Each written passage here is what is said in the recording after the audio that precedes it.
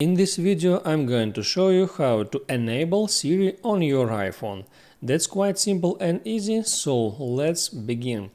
There are two different options to turn on Siri on your iPhone, and first is just saying "Hey Siri" if "Hey Siri" option is turned on in your settings. On my device it turned off, and next option is to tap and hold on the power button.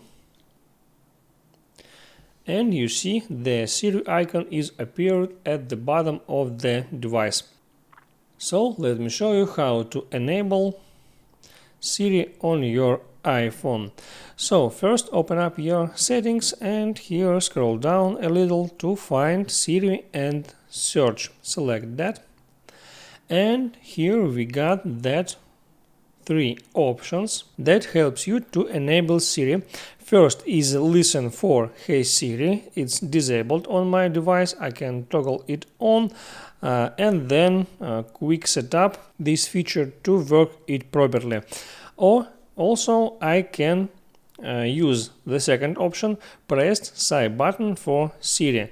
It means power button, tap and hold that I show you already.